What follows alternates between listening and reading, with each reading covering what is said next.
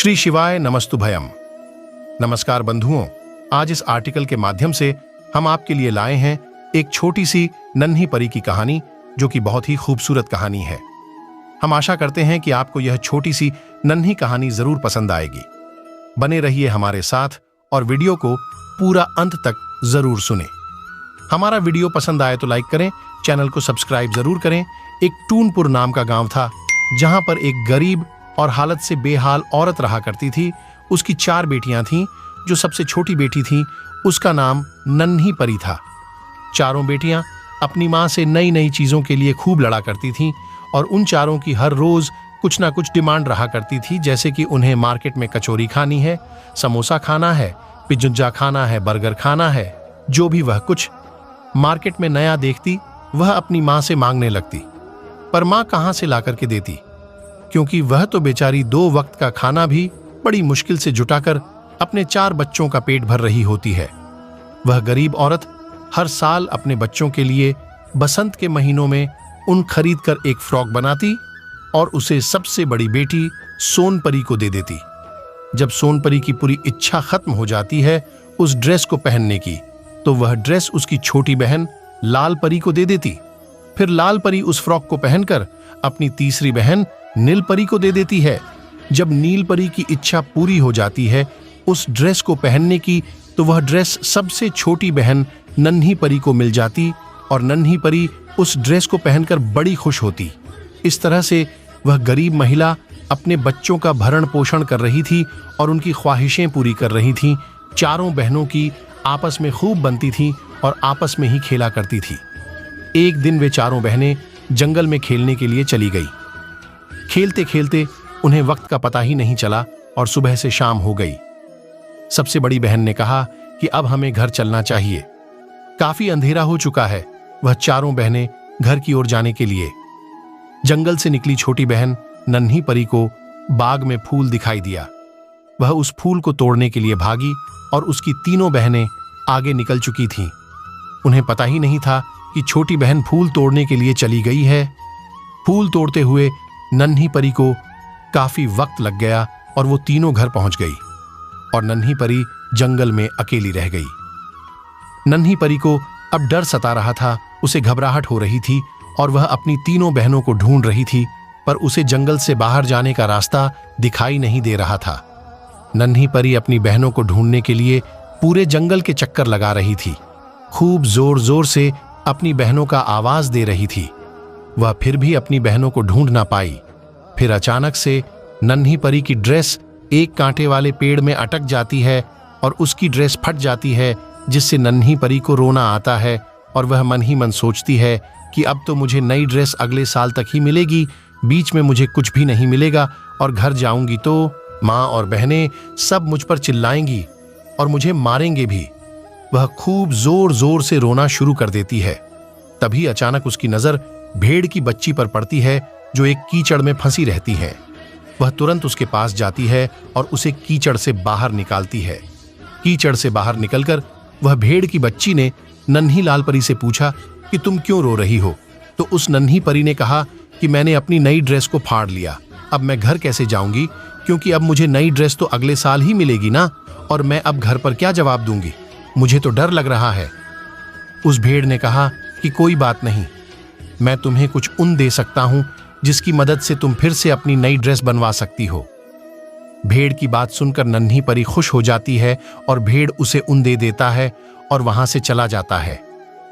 नन्ही परी अपने घर की ओर निकलती है तो उसे रास्ते में बबूल का पेड़ मिलता है और बबूल का पेड़ नन्ही परी से पूछता है कि तुम्हारे हाथ में क्या है?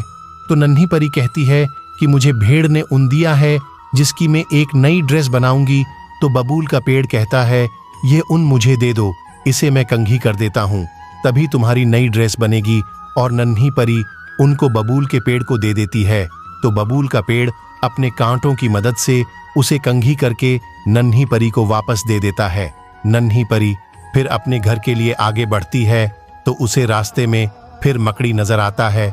तो मकड़ी नन्ही परी से फिर पूछता है कि यह तुम्हारे हाथ में क्या है? तो वह कहती है कि मुझे भेड़ ने ऊन दिया है अपनी नई ड्रेस बनाने के लिए, तो मैंने बबूल के पेड़ को उसे कंघी करने के लिए दिया। तो बबूल के पेड़ ने अपने कांटों से उनको सीधा करके मुझे दे दिया। अब मैं घर जा रही हूँ तो मकड़ी कहता है कि यह ऊन मुझे दो, मुझे इसे धागा बनाना पड़ेगा, तभी तो तुम्हारा ड्रेस नया बन पाएगा। और नन्ही परी उस ऊन को मकड़ी को दे देती है और मकड़ी उसका धागा बना करके वापस नन्ही परी को दे देता है। नन्ही परी अपने घर की ओर निकल पड़ती है। नन्ही परी को रास्ते में एक पिशाच नाम का जानवर पेड़ पर लटकता हुआ मिलता है, तो नन्ही परी को देखकर कहता है कि तुम कहाँ जा रही हो और तुम्हारे हाथ में क्या है। तो नन्ही परी कहती है कि मैं घर जा रही हूँ और मेरे हाथ में यह ऊन है जो मुझे एक भेड़ ने दिया है, जिसकी मैं एक नई ड्रेस बनाऊंगी। मैंने पहले इसे बबूल के पेड़ को दिया तो उसने अपने कांटों से इसे सीधा कर दिया, फिर मैंने इसे मकड़ी को दिया तो उसने उनका धागा बनाकर के मुझे दे दिया, और अब मैं घर जा रही हूँ। उस जानवर ने नन्ही परी से कहा कि इस ऊन को मुझे दो, मैं इसका तुम्हें कपड़ा बना करके देता हूँ। नन्ही परी ने उस ऊन को उस पिशाच एक को दिया, फिर उस जानवर ने उस ऊन का कपड़ा बना करके नन्ही परी को दे दिया और कहा कि अब तुम इसकी ड्रेस बनवा लेना। और नन्ही परी वापस अपने घर की ओर निकलती है। आगे बढ़ते ही कुछ दूरी पर नन्ही परी को एक चूहा दिखाई देता है और वह नन्ही परी से पूछता है कि तुम्हारे हाथ में क्या है। तो नन्ही परी कहती है मेरे हाथ में ऊन है जो मुझे एक भेड़ ने दिया है नई ड्रेस बनाने के लिए, तो मैंने सबसे पहले इसे बबूल को दिया, तो बबूल के पेड़ ने अपने कांटों से इसे सीधा करके मुझे दे दिया। इसके बाद मैंने इसे एक मकड़ी को दिया तो उसने इसका धागा बना करके मुझे दे दिया। उसके बाद मैंने इसे एक पिशाच नाम के जानवर को दिया तो उसने मुझे इस धागे का कपड़ा बना करके दे दिया। अब मैं अपने घर जा रही हूं, तब चूहा कहता है कि इस कपड़े को मुझे दे दो, क्योंकि तुम्हारी ड्रेस बनाने के लिए इसकी कटिंग भी करनी जरूरी है। लाओ, मैं अपने तीखे दांतों से इसकी कटिंग करके तुम्हें दे देता हूं। और चूहा अपने दांतों से उस कपड़े की कटिंग करके वापस नन्ही परी को दे देता है। नन्ही परी अब अपने घर के लिए निकल जाती है। आगे बढ़ते ही नन्ही परी को एक चिड़िया दिखाई देता है जो नन्ही परी से पूछता है कि तुम्हारे हाथ में क्या है। तो नन्ही परी कहती है कि मुझे एक भेड़ ने ऊन दिया था नई ड्रेस बनाने के लिए, तो सबसे पहले मैंने बबूल के पेड़ को उस ऊन को दिया, तो बबूल के पेड़ ने उसे अपने कांटों से सीधा करके मुझे दे दिया। उसके बाद मैंने उस ऊन को मकड़ी को दिया तो उसने उसका धागा बना करके मुझे दे दिया। उसके बाद मैंने एक पिशाच नाम के जानवर को ऊन दिया तो उसने मुझे कपड़ा बना करके दे दिया। फिर उसके बाद मैंने उस कपड़े को एक चूहे को दिया तो उसने अपने दांतों से कपड़ा काट करके मुझे दे दिया। और अब मैं घर जा रही हूँ।